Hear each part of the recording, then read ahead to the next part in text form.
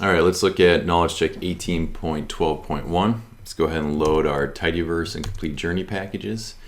And then we're going to use this exercise data.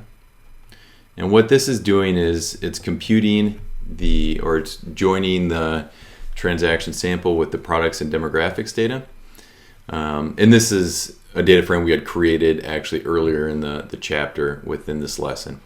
And then the exercise data was taking this DF data frame and we group by household and we compute the total sales value and the total quantity of items purchased per household. And then we computed this dollar per item. So basically the total amount of spend that a household had for the total number of items that they purchased. All right, so we've got our data frame here and it says create a bar plot of the top 10 households that spend the most per item purchased. All right, so we need to go ahead and one way we could do this is we could arrange descending order. We want to do that for the dollar per item. And then we want to get the top 10. Right? We could just say, all right, slice to get the top 10. That's one way we could do that. An easier way to do this is actually there is a slice max function where we can say we want to order by dollar per item, and then n we want to get the first 10 items, and I get the exact same output. All right, so I've got that, and then it says to go ahead and create a bar plot of the top 10 households that spend the most per item. All right, so we can go ahead and we want to have household ID on the x-axis, dollar per item on the y-axis, and then since we've already got our numbers computed here, what we actually are going to use is geom call, and that's going to map our dollar per item to the y-axis, and we have our x-axis or our household IDs on the x-axis. Okay, so this says go ahead and refine this plot by adding a title. Okay, so first let's do that with GG title,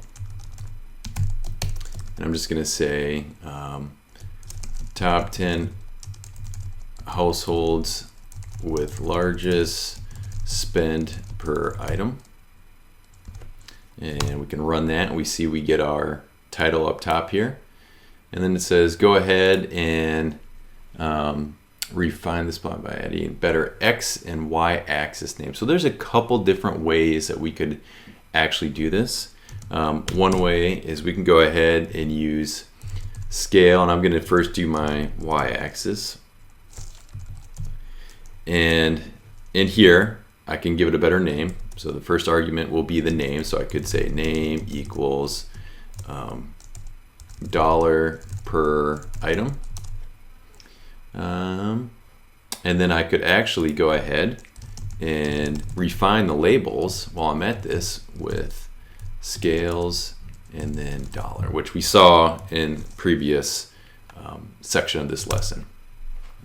So there we go. Now we have our dollar per item. So you can see the largest, the household, the largest dollar per item was a little bit over $6 per item. And then we could also refine our scale X, and this is a discrete because this is not a continuous axis, it's discrete values. So we got to use the scale X discrete, and we can just go ahead and say the name is going to be household ID. There we go. All right, let's jump down to number 2. Create a scatter plot that compares total quantity to total sales. Log transform the X and Y axis. Refine this plot by adding a title and better X and Y axis. All right, so let's go ahead. And we've got our household DF. Let's take a look at this. And we want to do a scatter plot. Whoops.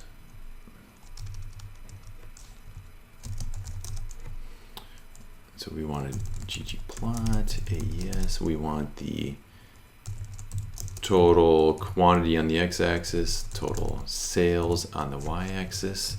And we want to create our scatter plot, geom point. There's our scatter plot. Now it says log transform the x and y axis. Okay, so if you recall, we can do that with log 10 for the x-axis, log y for the y-axis, and there's our log transform. Now this is very informative at this point.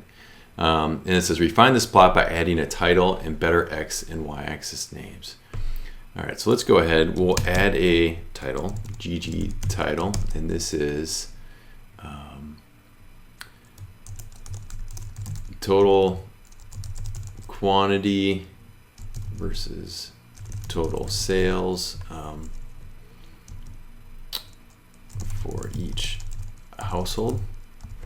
Okay, and now we can refine our x and y axes by, we can go with name here. What's the x-axis? Is total quantity.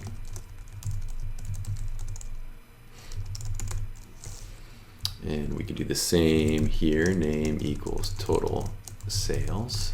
There we refine our axis titles. And then let's go ahead and refine on our x-axis.